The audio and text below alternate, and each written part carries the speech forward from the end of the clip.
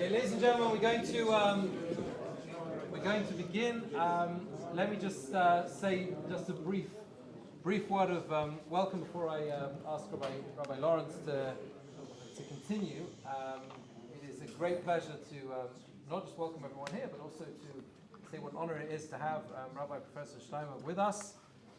Steinberg has had a very, very busy Shabbos in Kinloss, and to keep going, to give to another fascinating and important topic on medical ethics, which we'll talk about shortly, is very special. I also want to say what a pleasure it is to have Rabbi Lawrence here. I mean, to do this together with Kinloss, it's a great thing. You know, we should do. We were just saying we should do more of these type of things.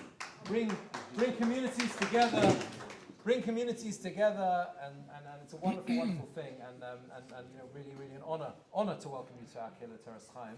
And I think that is really the right tone to talk about the, if you like, the evening itself is dedicated to the memory of Rabbi Sachs, Tzadik Livrocha, and both myself and Rabbi Lawrence owe him a tremendous amount in so many different ways. What an incredible leader. We can't believe it is the second yahrzeit already. And with that, I'm going to hand over to Rabbi Lawrence to share some thoughts both on that and also about the Encyclopedia Talmudit. Thank you. Thank you very much, Rabbi Birnbaum. I must say this is the sixth occasion I have to hear Rav Steinberg this weekend, and each of the last five has been absolutely fantastic and very, very different. It is the first time I've been able to sit down with Rabbi Birnbaum and to share an event. We have the most thumping, noisy bat mitzvah going on at Kinloss at the moment. Even if we could have found a room to put everybody together, it would have been a completely strange ambiance for an event of serious Torah. And while we have the most wonderful facilities at Kinloss, please do feel free to use them. The opportunity to share a scholar in residence with a very distinguished colleague who has made a fantastic name for himself in Anglo Jewry and contributing on a continuing basis in the work in head office, and who I have found a highly confidential and warm colleague who is destined for very great things, is a wonderful pleasure. So the more we can do together, Rabbi Birnbaum, the very best. This weekend marks the second yahrzeit of my teacher and inspiration, Chief Rabbi Dr. Jonathan Sachs. I knew him when he came to Marble Arch and I was a student at university. And it happened at a time when I was growing more religious, and at a time when he was beginning to change opportunities for people who were aspiring within the religion to match religious wisdom and secular knowledge. And he was setting up the Calms Fellowships and created an opportunity which absolutely changed my life. I mean, Rabbi Sachs's philosophy, his approach to people, his wisdom were highly transformative and changed my journey, but they changed the journey of a congregation, they changed the journey of the Jewish people in this country, and as we have seen, and increasingly as we mark and reflect on his life, changed the perspective of the Jewish people within the world. And that comes from one man and his dedication to core ideals. Just reflecting on three ideas in the coming week's parsha of Chai Sarah.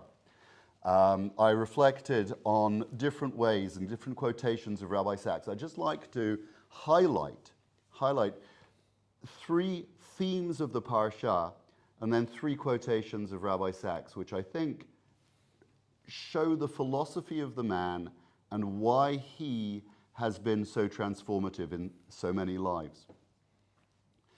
Acquisition of the land of Israel, purchase of the Marat HaMachpelah, finding a wife for Isaac, and the idea of generations ahead, and the rapprochement with Keturah, and the idea of relations with other peoples. I think the three basic themes, there are many in every parasha, covenant and conversation, you can see many of them and how they tie into leadership and many other ideas, but three basic themes. So on Israel, in the Home of Hope CD, and you remember that, Rabbi Sachs embracing technology and sound and singing, working on an emotional level. He writes, he says, "The day will come when the story of Israel in modern times will speak not just to Jews, but to all who believe in the power of the human spirit as it reaches out to God, as an everlasting symbol of the victory of life over death, hope over despair. Israel has achieved great things. It has taken a barren land and made it bloom again. It's taken an ancient language, the Hebrew of the Bible, and made it speak again. It's taken the West's oldest faith and made it young again. Israel has taken a tattered, shattered nation and made it live again. Israel is the country whose national anthem, Hatikva, means hope. Israel is the home of hope." On Jewish family life, and he wrote extensively about this, and in fact, in many respects, it was one of his opening areas of public speech and writing. Will we have Jewish children, grandchildren? He writes very personally in Morality, one of the last books he published.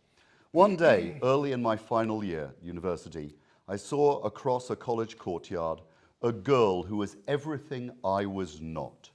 She smiled. She radiated sunshine. She was full of joy.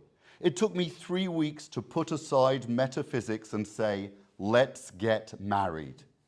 49 years, 3 children and 9 grandchildren later, I know it was the best decision of my life because it's the people not like us who make us grow. Marriage is the supreme embodiment of openness to otherness."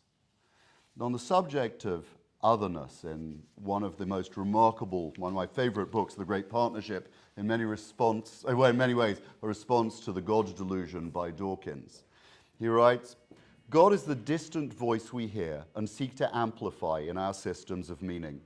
Each particular to a culture, a civilization, a faith. God is the one within the many, the unity at the core of our diversity, the call that leads us to journey beyond the self and its strivings, to enter into otherness and be enlarged by it, to seek to be a vehicle through which blessing flows outwards to the world, to give thanks for the miracle of being and the radiance that shines wherever 2 lives touch in affirmation, forgiveness and love." So in Israel, he talks about revival and hope, and family life. He talks about otherness and future. In God and Science, he talks about connection with difference, the intellectual world, and being spiritually attuned. It's lovely to be able to be with you here tonight, to be able to mark this event with Joanna Ben Arash, who spent so many years at his side, coping with everybody's demands on Rabbi Sachs as they tried to get a piece of him and facilitating him being so successful in world outreach. And it's particularly lovely to be here with Rabbi Avraham Steinberg and his wife Lynn. Inasmuch as Rabbi Sachs sent me on a very major journey, Rav Steinberg was part of a significant journey into medical ethics and transforming what happened in Australia in organ donation. And that's another topic for another time. But we're here through Rav Steinberg's desire to be part of the commemoration of Rabbi Sachs and coming now as an ambassador of the Encyclopedia Talmudit. So Rav Steinberg, I'm going to have a conversation with you now about the encyclopedia before you go into the medical ethics shiur topic, a discussion with Rav Steinberg, with Rav Birnbaum. But welcome. And just a couple of your own reflections on being here and on Rabbi Sachs. So first of all, פותחים בכבוד אכסניה תחילה, and it's really a great honor and pleasure to be a scholar and resident in Kinloss with Rabbi Lawrence. Wasn't the first time we had the opportunity to be here previously, but really a very warm, welcoming, hospitable community. It was a pleasure to be Shabbos together. You made me work hard, but Baruch Hashem, we are beyond it, and we did a lot of introduction to many different topics on the Jewish medical ethics, halacha, and so on. And thank you, Rabbi Birnbaum, for hosting this evening in your shul. And again, it's a pleasure and an honor to be here.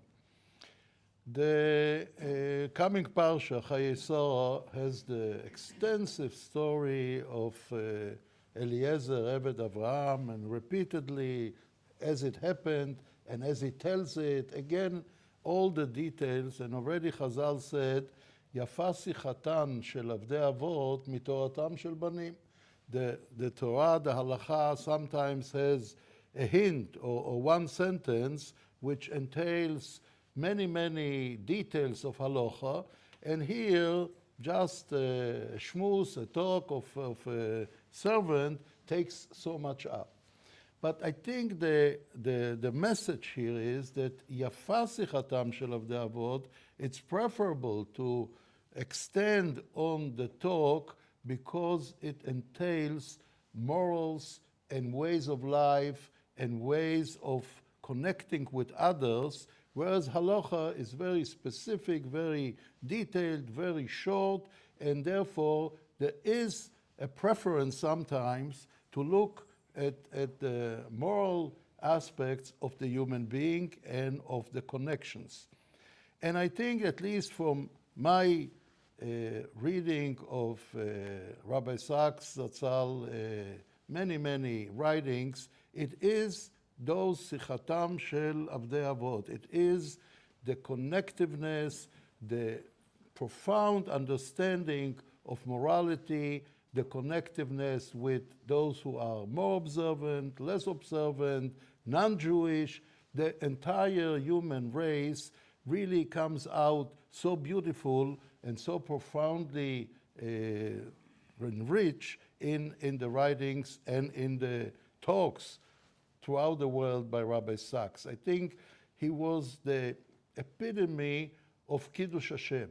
Really, everyone that has some intellect and some emotional intellect that reads his writings or listened to his speeches got so involved that it is yafa sichatam more than just teaching how do you put on tefillin and when do you go to shul and what do you do in the shul and so on, which is definitely very important, but I think his contribution is unique in this way, and chaval al davdin ve'la mishtakhin. We can't find today such personality that will replace Rabbi Sachs.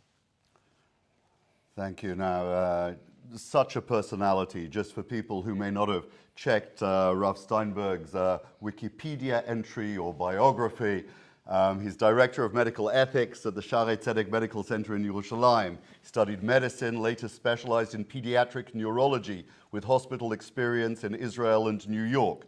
Still active in medicine. He compiled the 7-volume Encyclopedia of Jewish Medical Ethics, for which he won the prestigious Israel Prize in 1999. He attained the rank of major in the Israeli Air Force and is currently chief of the editorial board of the Talmudic encyclopedia, the Encyclopedia Talmudit.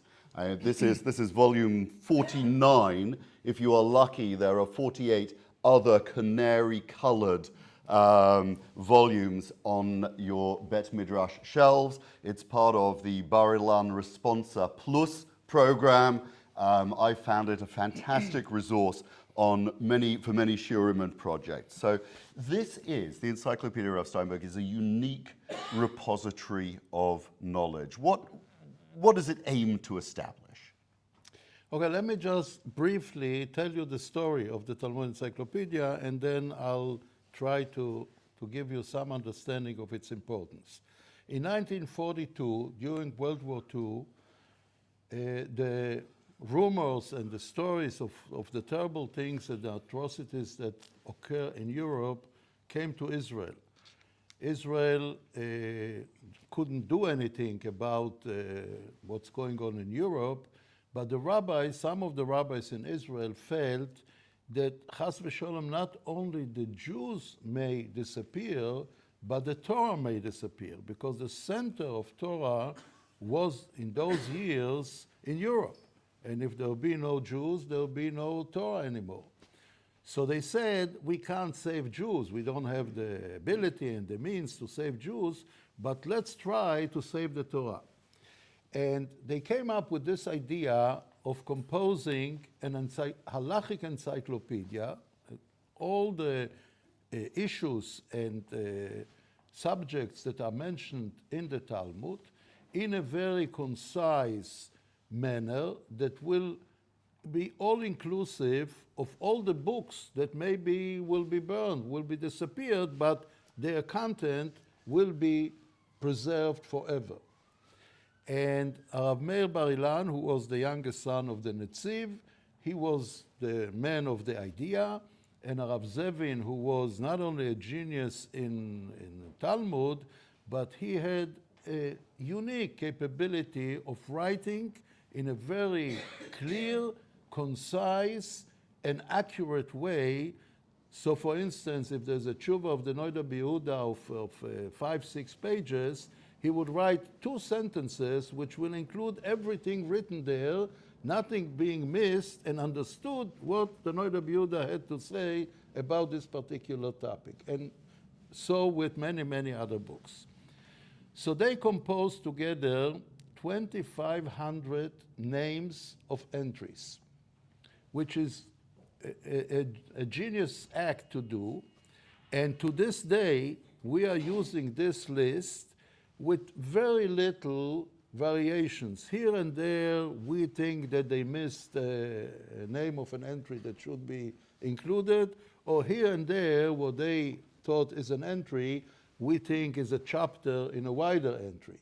But basically, we continue the work since 42. It's a long time that the encyclopedia is in work, and we are using the initial list that Rav Zevin composed. Moreover, Rav Zevin defined exactly how an entry should be built. What's the introductory part? What is the major part? What are the outstanding things? How do you write? What is the text? What is a reference? What is a note? Even if it's a dot or a hyphen or whatever part of the writing is all unified so that all entries are done in the same manner. Because, as contrary to many similar books, no one is signed on an entry. It is a combined work of many people, a combined effort, and it has to be unified. So just to give you a sense of how it's being done. So we have groups of people composed of younger writers. Each of them is assigned to an entry, and he has to write the entry. Overseeing him is an editor who has at least 20 years of experience in writing in the Talmud Encyclopedia, and he follows every step of the junior writer, so to make sure that everything is included and everything is right, is written in the right style. After they finish the entry together, it goes to the head of the editorial board, Rav Meir Shmulevitz, who is the son of Reb Chaim Shmulevitz, who was the Mira Yeshiva Rosh Yeshiva.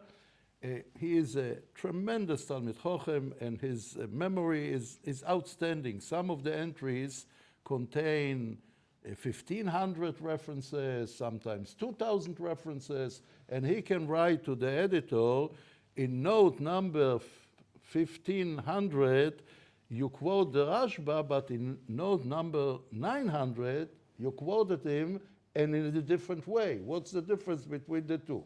I mean, you have to really hold head in order to see every detail in such a huge composition. After they finish, I go over and I add what I think should be added. And then we have a linguistic editor that his task is double. One is to make sure that it's written in the same style as the rules of the encyclopedia call for. And secondly, he is not someone who is really deep into the subject. He reads all the subjects. So he is like the endpoint buyer of the volume who will read this entry. And many times he writes to the editor, maybe this sentence that you wrote is correct, but I didn't understand it. When you are in it, you think that everyone would understand, but if you're from outside, it's not clear enough. So he has to change and write it in a way that he should approve that now I understand what you said. So this is how an entry is built. We are now, we were lucky to get a contributor, a donor, who gave us a very significant amount of money, which composes around 60% of our budget. We work together with Benny Gur to get the other 40% of our budget in order to go ahead. His condition was that we find the added budget, otherwise we can't exist and his money will be wasted. And secondly, that we'll finish writing all the entries in 10 years. We are now in the year 8.5.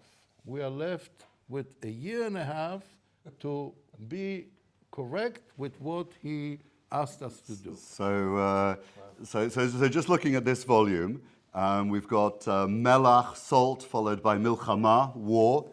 Just for people, I don't know if you can see, this is the text, these two columns here. These are the footnotes. This is a highly academic work. It's a profound work of scholarship. If you think of the great works of literature on the shelves around me, you have the column of text and then the nosei kelim around it. And I think in terms of a generational contribution, this is for our world, like, for example, the Mishneh Torah was to its world, or the Torah and the Shulchan Aruch to their world, a different way at looking at core information. And so you have 1.5 years to do. Rav Steinberg, how many of the 2,500 entries left to do? Okay, so it is divided into two. If you look, this is the latest volume, Memtet 49 that came out, and the last entry here is Melichat Korbanot. How do you salt the korbanos? And you can think one sentence and you finish the entry. You look here, there are hundreds of references on how do you do it and when do you do it and when is it kosher, when it is not, on korbanos. We're not talking about salting for consumption. That is another entry. Melicha, also included. So we are in the middle of Mem in volume 49, a year and a half before we have to conclude all the entries. So what we have done during these 10 years, we worked in two parallel directions. One was to publish the final entries, which takes a lot of time after writing it, just to make sure nothing was missed, there are no mistakes, there are no notes that were personal notes in order to work, but it's not meant to be published. And again, we're talking about hundreds and sometimes thousands of references that you have to make sure that they are correct. And at that point, we are only in the middle of Mem. However, we already wrote many entries ahead, and we are left now with 150 entries out of the 2,500 that hasn't been written at all. And the pace of writing is, during these 10 years, 100 entries per year. So 150 entries is a year and a half to finish. So really, we are up of par, and hopefully we will finish it. And we have plans what will happen after. We don't want to close shop. I mean, we want to supply the people who are interested a continuation. And the idea is that once we'll finish writing, not necessarily publishing, but writing all the entries, we will transfer the entire Talmudic Encyclopedia in a digital format, which will have a lot of advances.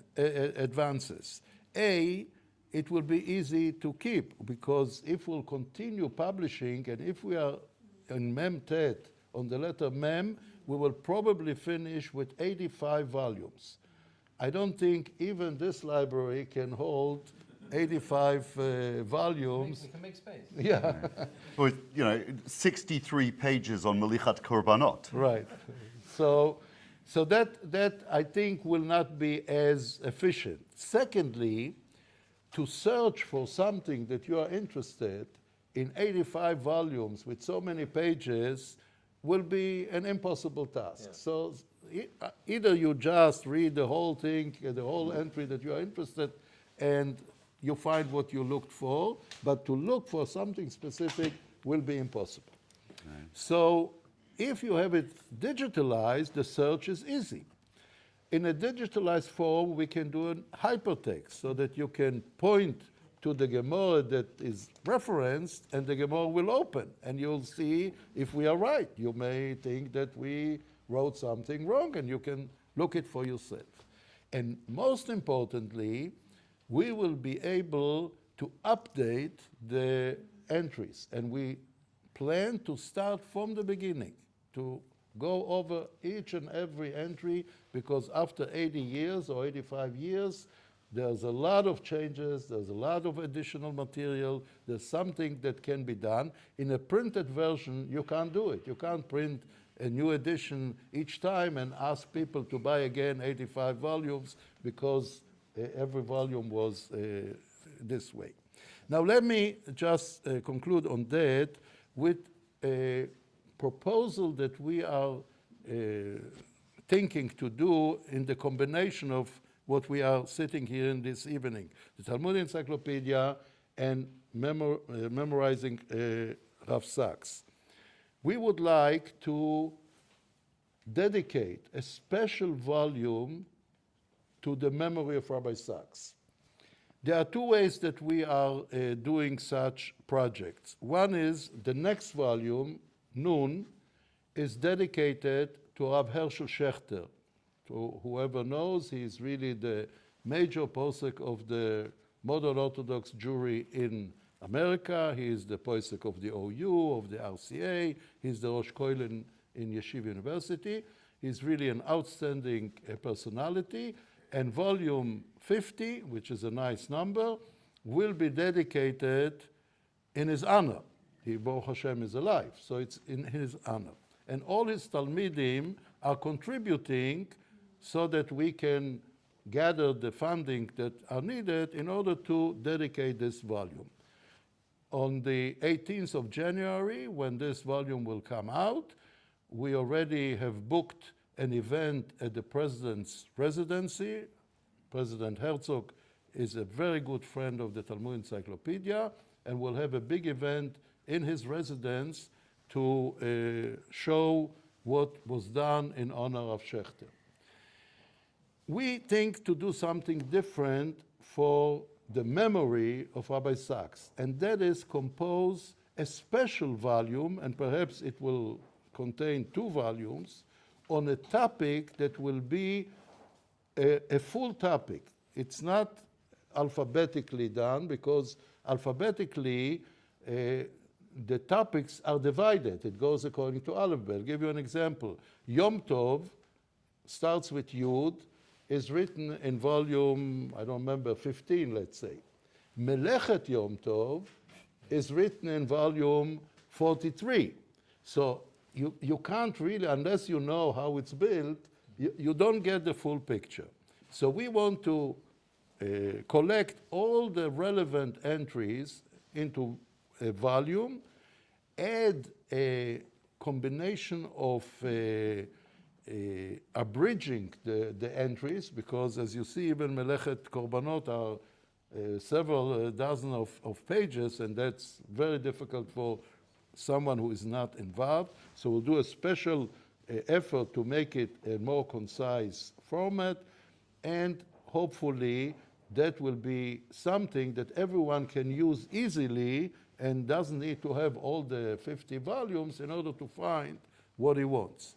So hopefully, if we can generate the funding that is needed to do it, that can be a very important memory of Rabbi Sachs. Thank you very much, Rabbi Steinberg. I'm going to hand over now to Rabbi Birnbaum, and we're going to move from the clarity of your knowledge and exposition into some of the profundity of your work and medical expertise. Thank you very much, Rabbi Lawrence. So, and incredible to hear about the project. Encyclopedia Talmudit has really, has always been, for many years, an amazingly important piece of work. Wish you a tremendous hatzlacha and all your continued endeavors. Thank you. We're going to move straight on to the topic of errors in fetal implantation.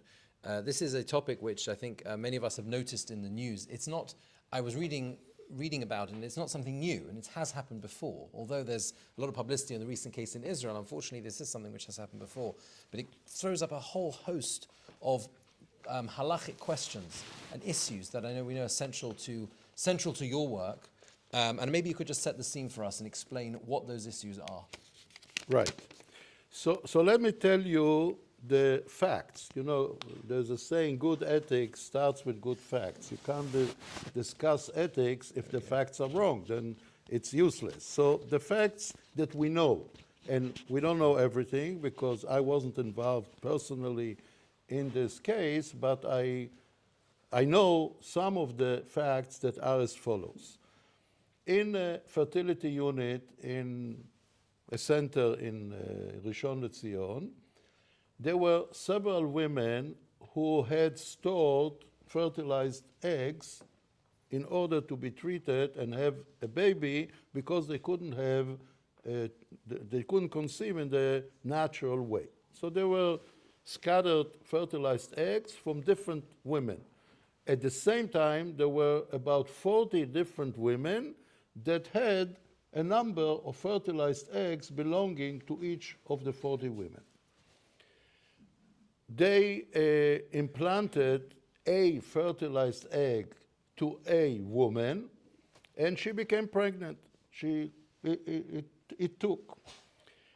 On the 7th month or maybe 6 months, they discovered that the fetus has a heart defect of a significant measure. And they did something which is really rarely achievable.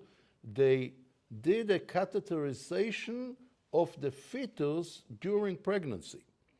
They found the right artery, they went through the abdomen of the mother into the fetus's artery to the heart of the fetus, and they corrected the abnormality. And the pregnancy continued, but they were looking, why was this defect, why did it occur? What's the reason for it? And nowadays, you always think about a genetic disease that causes a certain illness. So they took the DNA of the fetus, the DNA of the mother, the DNA of the father, in order to look for a genetic disease. They didn't find a specific genetic disease, but they found that this fetus can't be the product of these parents. So they are not the parents of this fetus in the womb of this woman. In other words, most likely, and unless a malach came and did something, someone made a mistake. He took a fertilized egg of woman A and by mistake implanted it in woman B, and now she is carrying a fetus that doesn't belong to her, belongs to a different woman.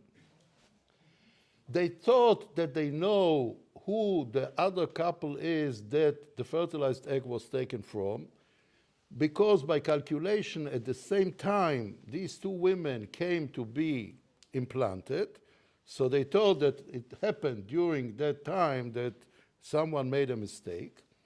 They did a genetic testing of the new couple versus the couple that is pregnant, and they didn't match.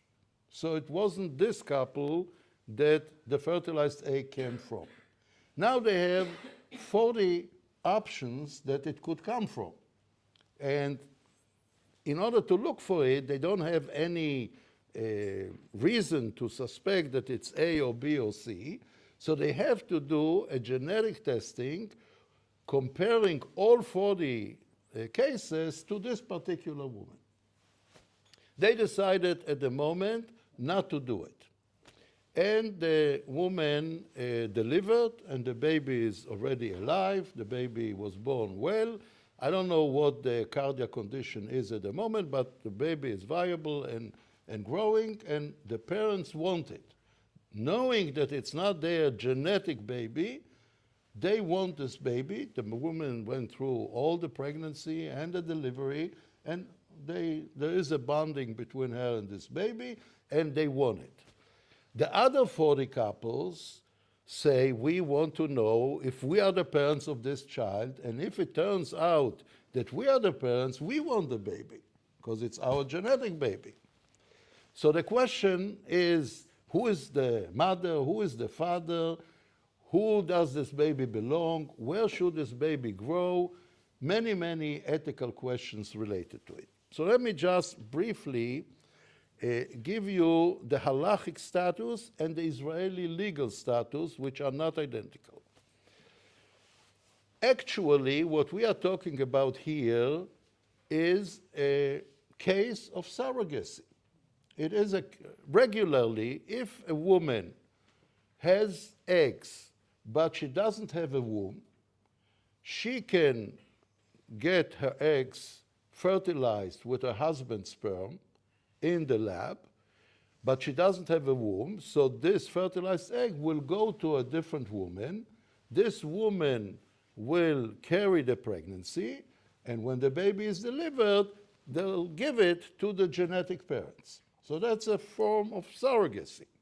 Now, this woman, not willingly and not knowingly, became actually a surrogate for an unknown genetic couple, right? That's the situation. So in a case of surrogacy, and actually it's the same vice versa, if there is a case of a woman who has a womb but doesn't have eggs, her ovaries are sick, or she was born without ovaries, or whatever reason, she can get an egg donation from a different woman, fertilize it with her husband's sperm, implant in her because she has a womb, and she will deliver a baby that is not her genetically. It belongs to the egg donor, but she gave birth to the child. So the question is, who is the mother in such complicated situations? That is not a new question. That has been discussed since these methods have been invented. And how many options do you think could be in such a case?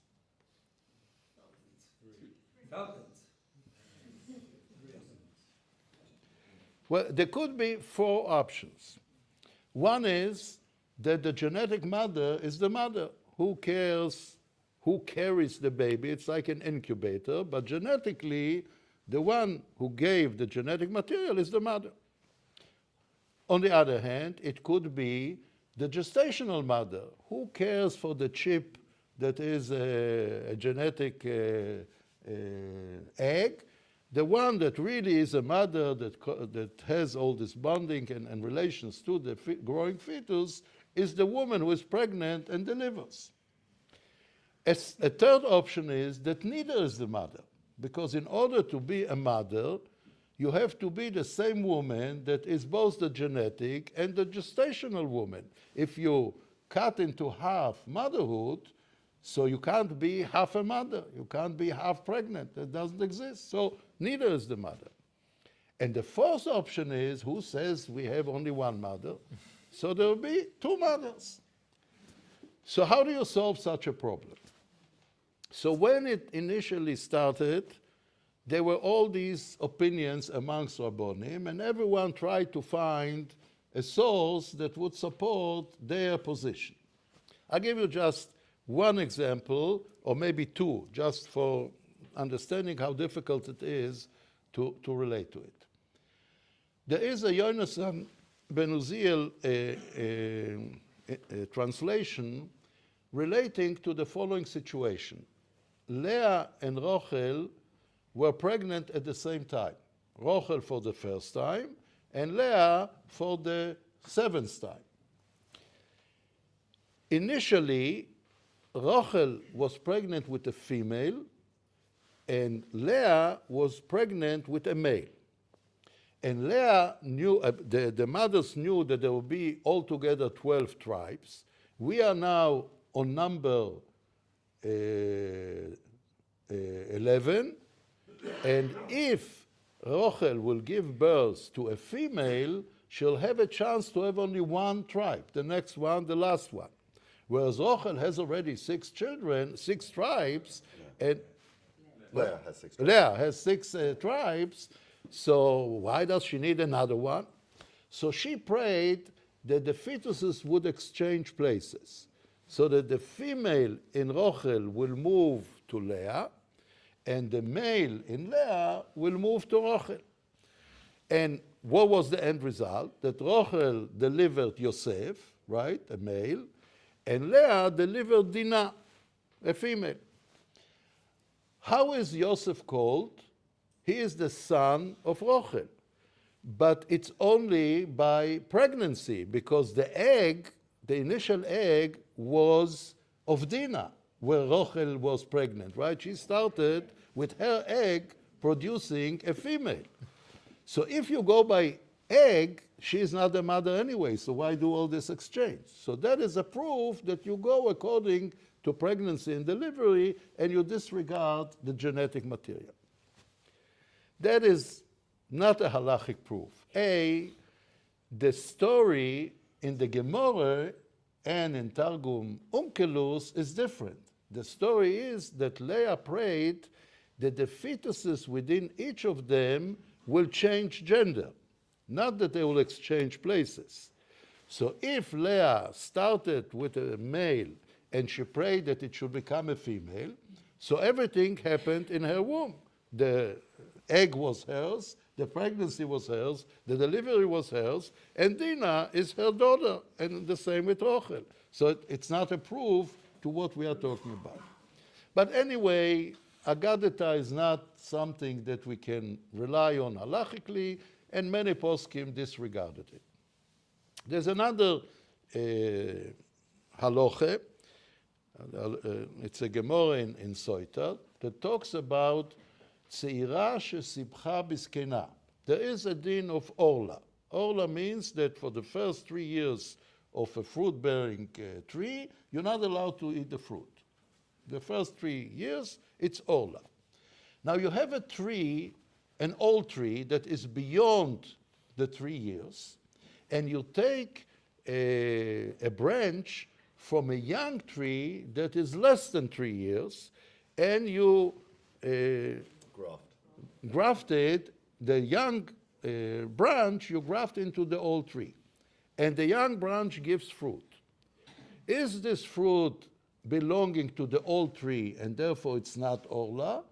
Or does it belong to the graft and it's orla? So the halacha is that it's not orla. Once it's grafted to the old tree, it becomes part of the tree. So the argument was, once you take an egg and you plant it in a woman, it becomes hers, despite the fact that genetically it's someone else's. But once it's grafted, it's hers, and when she delivers, it's her child. So again, I don't want to go into all the discussions, but that was turned as not a proof. I had the privilege to discuss this matter with Rav Shlomo Zalman Auerbach, and he went over with me many, many sugyas. Again, I can't go into all of them, and he showed me that none of them is relevant to the situation of 2 different women who have half of a motherhood function in them. And therefore he said that there is no precedence, and we can't rule on something that we don't have a precedence. So we don't know what the answer is. So I said, but babies are born in such situation. The fact that we don't know, what do you do with the children? Let's say, why is it important to know who the mother is? Let's say that one of the two is a Gentile woman. If she is the mother, the baby will need conversion. If she's not the mother, then it's a Jewish boy or girl, and they don't need a conversion. If you say that you don't know who the mother is, what do you do with such a child that is born to have a mother that is a Gentile?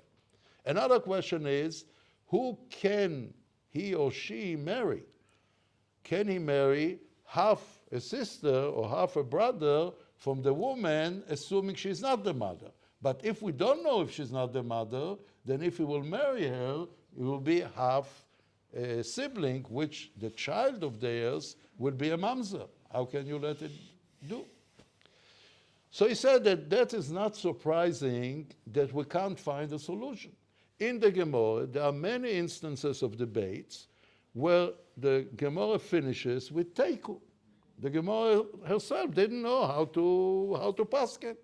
And teiku stands for tishbi yetaretz kushiyot ubayot. Mashiach will come, he will tell who is right. But at the moment, we don't know who is right. So he said here too, when Mashiach will come, he will say if it's the genetic mother, the gestational mother, we can't solve it. But still, I asked him, but there are babies of this kind in the world. There are thousands of children like this. What do you do practically? So he said that in his opinion, both are mothers lechumra, which means that if either woman is a Gentile woman, the child will need conversion lechumra.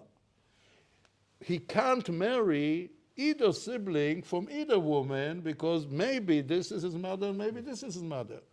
He will be mechuyev bekibud em for both. That's a chumra. That maybe this is his mother, maybe this is his mother. He won't be able to inherit any of these women because monetary things, you have to bring a proof, and Shlomo Zalman says, I can't prove that this or this is his mother, therefore he can't inherit any. And so on, there are many ramifications to this. So in this case that we just discussed, who will be the halachic mother of this? It's a female baby that was born. Would it be the genetic mother if we can find who the genetic mother was? Or would it be the gestational mother that is now rearing this baby? Who will be the mother? We don't know. So perhaps both will be mothers, lechumra, as we said. But I think that this is not as relevant in this case as in the regular surrogate or egg donation situation. Because here, the baby was growing in the womb of this woman, she delivered the baby, and she is now rearing the baby. Now, the bonding that occurs during pregnancy and delivery is a very strong form of bonding, which creates a social dimension of connection. Even if halachically it's not the mother, still for the best interest of the baby, he should be there. Moreover, there is a whole field now that is called epigenetics, which means that environment influences even the genetic part, not only the educational, social, psychological part, but actually the physical part. So the fact that there is a genetic mother, that obviously she contributed the 50% of the genetic material, the woman who carried the pregnancy had an influence, a physical influence on the baby. So she is a mother in a sense, at least as much as the other one is a mother. So if we combine the bonding, the fact that she went through all this catheterization and she really suffered, and now comes a woman and she said, I'm the genetic mother, I want the child, sounds to me unfair. But moreover, where the child should grow should be determined by the best interest of the child. Because adoption is a situation where there is a genetic mother, yet the adoptive parents are rearing the child and they are considered the parents of the child. despite the fact that we know that they are not the genetic parents, but for the best interest of the child, it's good for him to grow in this environment, so that I think that even if a genetic mother will be found, and I assume if this genetic mother will be found, and if she will want the baby, it will go to a court, because someone has to decide. I would suggest the court to look after the best interest of the baby without determining who the real mother is. Halachically, as we said, both will be the mothers anyway, so it doesn't change much. Interestingly, the legal stand in Israel is a very confusing situation. The first legislation on these matters was on surrogacy. If a woman was hired to carry the pregnancy and give the baby to the genetic parents, who is the parent? And I participated in the debates in the Knesset, in the committees of the Knesset, and they wanted to decide that the genetic mother who ordered the baby, who paid for the surrogate to carry the baby, she will be the mother. And I told them, how can you, members of Knesset, with all due respect, decide on a matter that the poskim themselves couldn't determine? You can't determine in a Jewish state, you can't determine, because that has halachic ramifications. If it will be forgot that there was a surrogate mother, and now these genetic parents are the parents by law, if the carrying mother was a Gentile woman, this child will need a giyur, but we won't know about it because you decided that this is the mother. So they agreed not to make a decision on the principle, but yet something has to be decided. So that is an Israeli invention. You know, Israelis like to do something unique. And the law of surrogacy says that when the baby is born at a surrogate woman, he is not registered as a son of, just as a son of the father, but not a mother.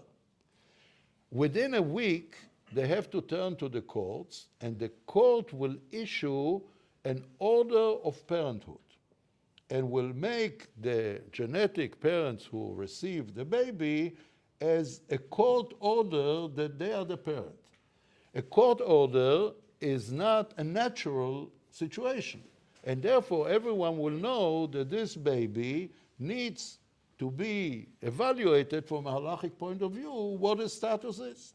But legally, he will be the child of this parent. So that is a new entity which is called parenthood by order, not natural parents. When the other side of the coin came about, when the legislation was discussing egg donation, here, from a social point of view, the situation is different, because an egg donor, today, you know, you can purchase eggs by internet. You can buy it like a dress. You just go into the internet. There are women who sell their eggs, and you can purchase it. And the egg comes and is being fertilized with the husband's sperm and implanted in the woman who doesn't have eggs but has a womb, and the child is born to these two people. And no one knows who the egg donor is. It's an unidentified entity. It doesn't have to be so, but many times it is.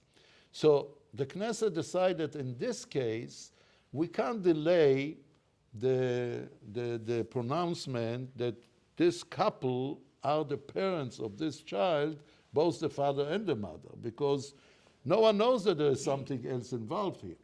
Although halachically, it is confusing, because halachically there's no difference. The doubt is the same doubt as it was with the surrogacy. It is the same thing when it's an egg donation. Yet the law recognizes the mother that got an egg donation as the biological mother, although she's not a biological mother, whereas in a surrogate situation, that will be only parenthood by order, which is a different status. So that is a confusing situation.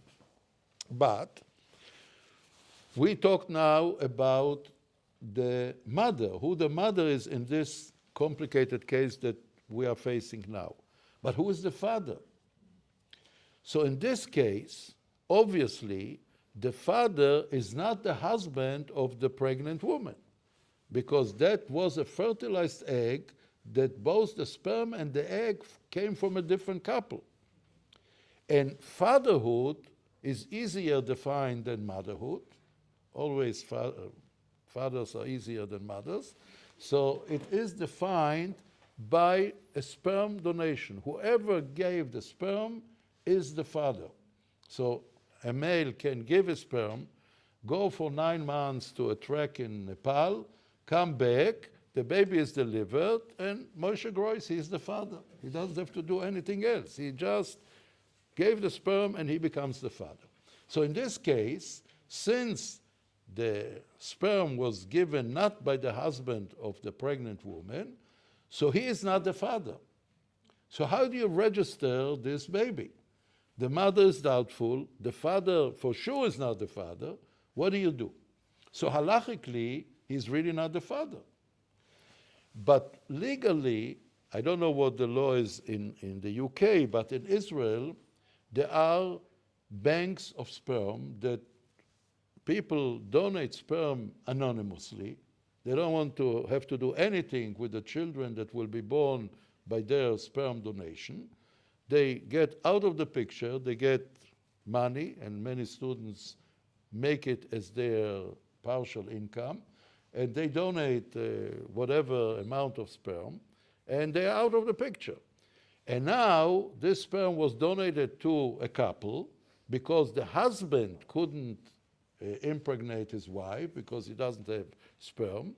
The baby that is born halachically is not the son or the daughter of the husband of the wife, but legally in Israel, he is the father, and he is being registered as the father, which may create significant problems, because if we don't know that this baby was born by a sperm donation, the same sperm donor, let's say he gave 100 samples of sperm, and 100 women delivered babies. So it may be very likely that half a brother will marry half a sister, because he is the father of the 100 children.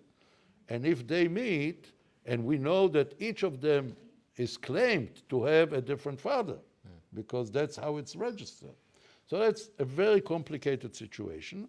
And in this case, again, if they will find the original fertilized egg parents, the status of the husband will have to be changed because he's not the father.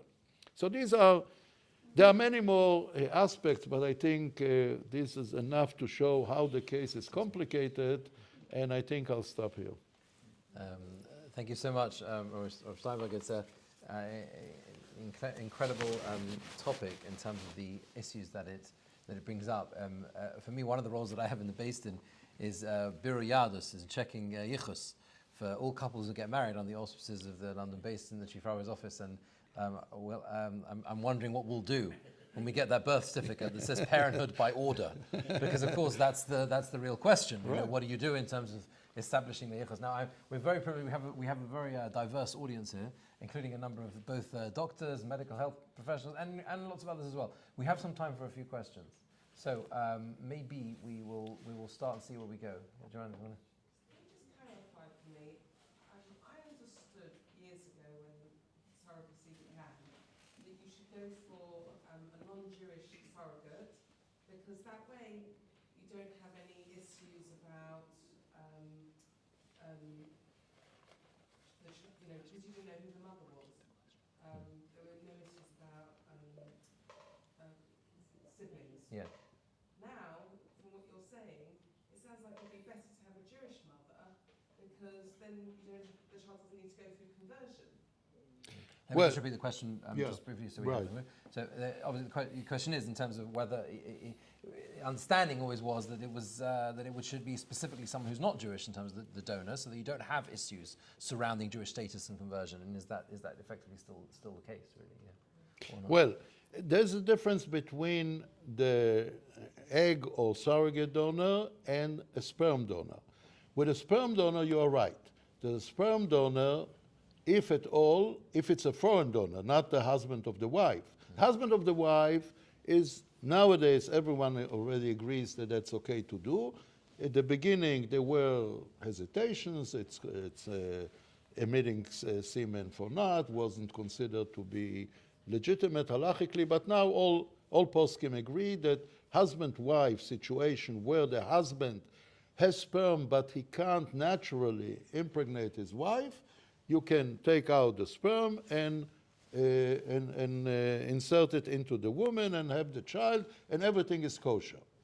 But if it is a foreign donor of sperm, I'm talking now, not your question, but to make clear your question, if it's a sperm donor, if it is a Jewish sperm donor, there is a question of mamzerus. Although some hold that mamzerus will occur only if there was direct relationship between a married woman and a foreign Jew, but some hold that it doesn't matter. Even if it's not by natural intercourse, it is still a mamzer based on the fact that the woman was impregnated by a Jewish non-husband person. So that is a severe problem, and therefore no one would allow to use a Jewish sperm to a married woman. A single woman would be a different story. Now, it is also a severe prohibition on the donor himself if he's Jewish, because emitting semen, not for impregnating his own wife, is a very grave sin. So that is out of the question. What can be done is use a Gentile sperm, because a father is not defined as a father if he is not Jewish, even though he gave the sperm. So genetically, he is the father, but halachically, there is no yichus to a Gentile person. That's the halacha. We don't understand, but that's the fact. Now, this was a huge debate between Rabbi Moshe Feinstein and the Satmarer Rebbe, Rabbi Eilish. Rabbi Eilish held that this is also an issue and shouldn't be done. And Feinstein thought that if there's no other option, it should be permissible. Shlomo Zalman Auerbach agreed with him. There was a huge machloikes, even with bad behavior towards the parties involved, but that is as far as sperm is concerned. If we are talking about egg donation or surrogacy, here, if the surrogacy, and if we go according to the Chumrah that each is a mother lechumrah, if it is a Gentile woman, the child needs a giyur. He is a son of a non-Jewish woman, so he needs a giyur. If it is a Jewish woman, he doesn't need a giyur. The problem with the Jewish woman might be Shema Yisach et achoto. If she is donating eggs to many couples, then it might turn out that many children will be born that she is their mother, at least lechumrah, and if they marry each other, it's half brother, half sister. But as opposed to sperm, that it's easy to do, to donate eggs is not an easy matter, and certainly to be a surrogate is not an easy matter. So usually they do 1, 2, 3, so the statistics are really far from causing ach v'achot, and therefore certainly it's preferable that it be a Jewish egg donor or a Jewish surrogate. Yeah. Okay, we'll take another question from someone else. Benji. Yeah, thank you. Fascinating. I'm sure it's a semantic point, but I'm curious to know between gestation and parturition. So I'm assuming this was a first child for this couple. Right. And my understanding is with parturition, the actual delivery, if we think about pidyon haben, for example, and when a child is applicable for pidyon haben, when they're not, I wondered if that defines the halachic status of the child as I know there's obviously you're not doing a pregnancy transplantation, but it's not the gestation rather than the parturition per se and pidyon haben. Yeah, as far as pidyon haben is independent on the status of the child. Pidyon haben relates to the situation of the mother. If this is the first child, no matter what child it is, even a mamzer, still she is Peter Rechem, and therefore there will be a pidyon haben, unless she is a Kohen, Levi, daughter, or the husband. Nowadays there are very few pidyon haben because there are many reasons to exempt from pidyon haben. But basically speaking, it's unrelated to what the status of the child is. It depends on the mother, and if she is first born, then... So the child could not technically, halakhically, not be hers. Right. But But it was still a Peter Rechem.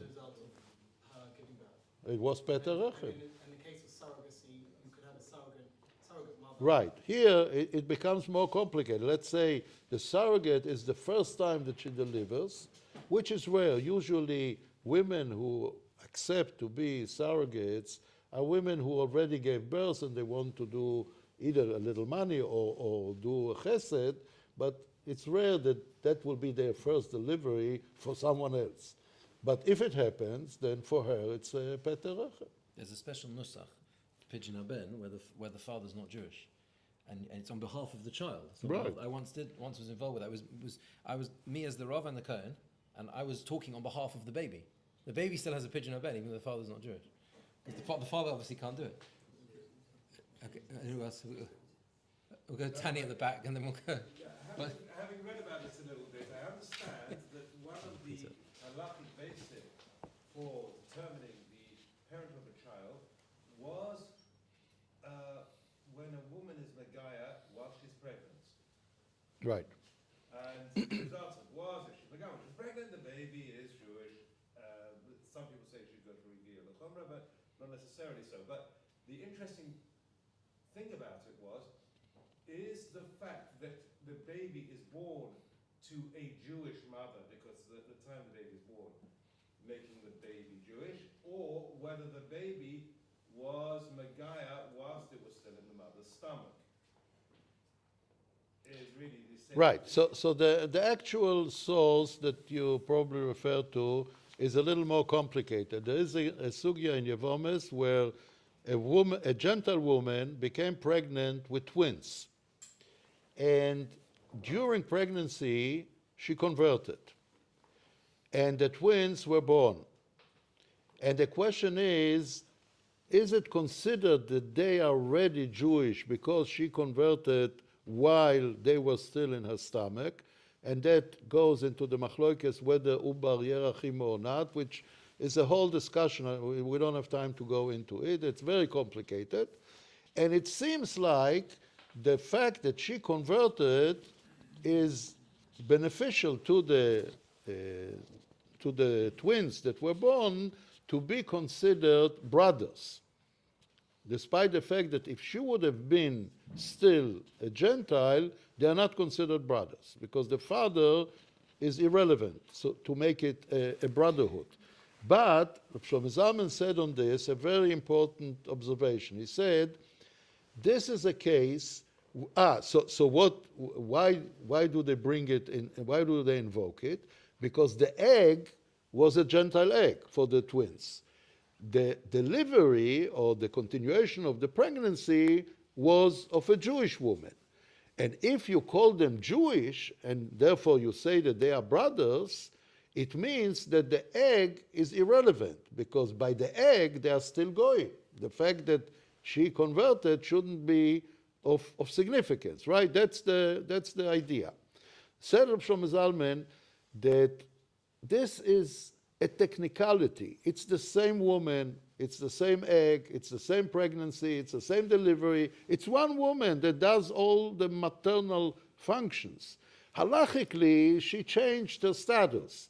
That is very different from two different separate women, that one is the egg donor and one is the gestational mother, and therefore you can't compare the two situations. That was his position.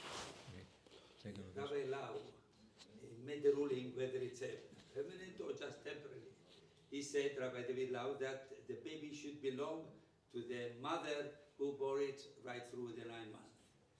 Now, he took it also because there was such a chaotic situation in the laboratory. Because instead of 2 people working next to the different specimen there was only 1 person. So it means when I say thousands, because there is a big confusion. I think with 40 they could have within a few 2 or 3 weeks to come to a conclusion. But now they just do not know. This is why they're closing the entire hospital who deal with this matter.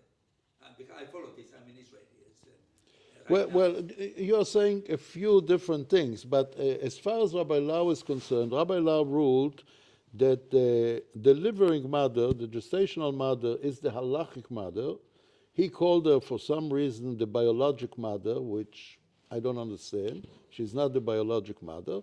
But he ruled that you go according to the gestational mother, and therefore, it doesn't matter if you will find or don't find the original genetic parents, because anyway, we rule, according to him, that the gestational mother is the mother. But that is his opinion, which obviously is entitled. I mean, he's the chief rabbi of Israel. But what I presented to you was the opinion of Shlomo Zalman that most Dayanim in Israel accepted. I don't know here, but most Dayanim accepted that it's a sofek and you go lechumra. So we can't say that the gestational mother is for sure the mother and don't look for the genetic mother because it's irrelevant. According to Shlomo Zalman, it is relevant, and therefore it will be a different ruling than Rabbi Lau ruled, which respectfully he is allowed to rule. Yeah. Well, time 2 more questions. Leslie, a question in the back, and then we'll come down. Yeah. Would it be a good idea, for example, in this halacha l'maisa, in a case where it's an egg donation from an unknown source, probably a non-Jewish source, and the woman is impregnated, you find out about it, would it be a good idea at that point during pregnancy already to be megaya and chumrah the mother and say, are you going to the mikveh? Will that affect? Can the mother being going to the mikveh at that point make the child? Is that considered as a mikveh for the child? Question is, just to repeat it. Yeah, the question is whether if the mother has, if I'm understanding you correctly, where the egg donor is not Jewish, the question is would it be worthwhile? Is it possible even to do a giur on the mother? It's not really the mother; it's the child, right? And my understanding is not because of chatzitza, but there's a So I don't understand the situation that you're talking about. The situation is a Jewish woman who can't become pregnant. Yeah. She goes to a bank. She has a non-Jewish egg. And she gets a non-Jewish egg. Non-Jewish egg. She now is pregnant. She's now 3 months pregnant. Yeah. She now goes to Basin and says, I'm 3 months pregnant, so she wants to know what I do. And the Basin say, well, you're pregnant with a child that will need a giur or chumrah. Right. Can she go into the Well, she is Jewish, so her. He wants to affect the child. Can she? Her going the mikveh? So make the child Yeah. yeah. I don't want to pass him, but most likely the answer is no, because she is Jewish, and when she goes to the mikveh in order to megayer let's say it's a female. If it's a male, it doesn't help anyway. He'll need bris for giur, but and that she can't do when he's in her stomach, obviously. Nowadays, you take out fetuses and you manipulate, maybe you can do a circumcision as well. But if it's a female, then she is a chatzitza to her. You need to immerse her, the fetus, and you can't do it unless the baby is born. An interesting question is, if it's a male and we have the sofek and we do a giur lechumra, how do we really do it? Because at the 8th day, if he's Jewish, he needs a bris, a regular bris. If he's not Jewish and he needs a giur, the same cutting of the orla is l'shem giur, right? The same procedure. What brocha do you make? Because the brocha for giur is lamules hagerim and no lachniso bevrisoi. Whereas the brocha for a Jew that is undergoing circumcision is ala mila and lachniso bevrisoi. So what brocha do you make if you have a sofek? So Rav Zalman Nehemiah told me, according to his opinion, that you make ala mila because it's a generic type of a broche, which the diavad is chal even if you do it for a giur. Whereas if you will say lamulet agerim and he's not a ger, he's a Jew, then it was a broche levatole.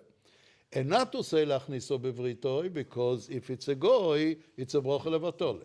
But he was very sensitive, and he said most likely the parents wouldn't want people to know that this is a boy that was born from a Gentile egg and a whole story. For them, it's a regular thing.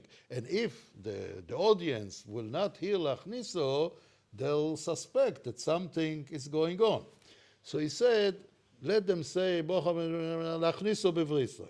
So you don't say Shem Hashem, you don't make a real brocha, but you say lachniso, and everyone anyway doesn't listen to the brochas when there is a commotion, and that will be a way that everyone will think that it's a regular bris, and there was no shaila of brocha levaton. Until they play the video back. I take a final question from Saul. Wait, I went to Saul, but we'll take them two together. So let's say both together. Saul and then, yeah. So just going back to the case that's in Israel right now, I was just trying to think from a legal perspective. Whilst obviously the best interest of the child, as you're saying, would be to be with the couple where the mother gave birth, but actually there's a tzad the other way that maybe the other couple will have a stronger time than in the case of surrogacy, where we one thing was for certain is that the husband of the woman that carried the baby is not the father. And we know without any halachic question whatsoever that the 100% halachic father is the father who fertilized the egg, where the sperm fertilized the egg.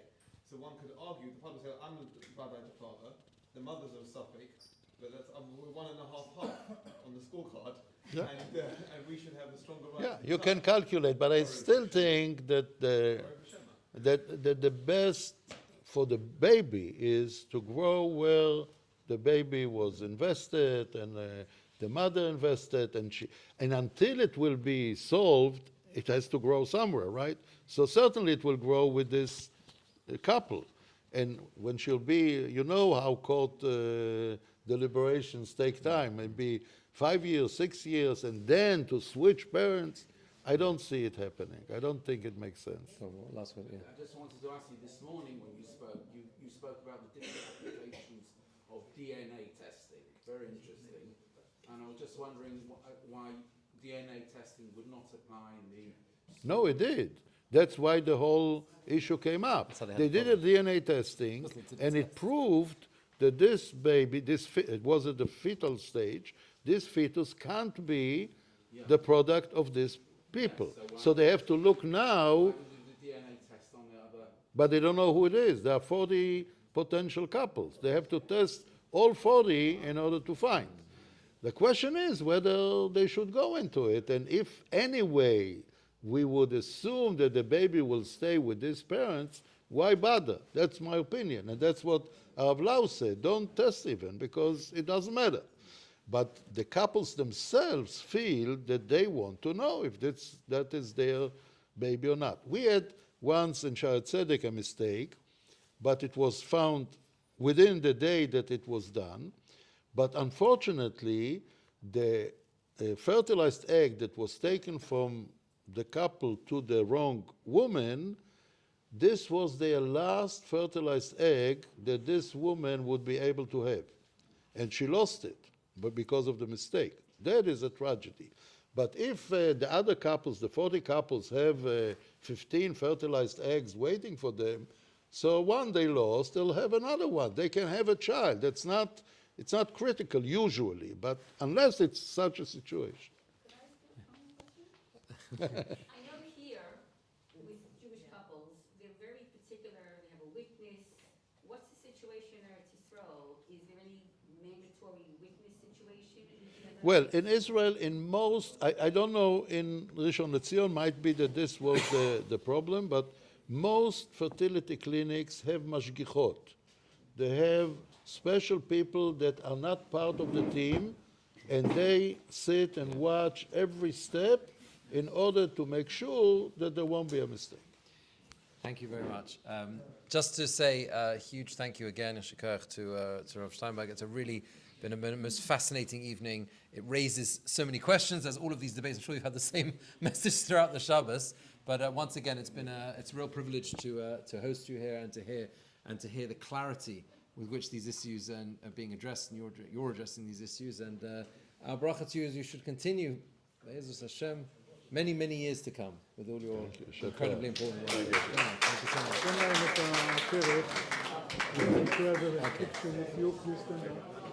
We'll do that. Formal presentation picture. Yeah.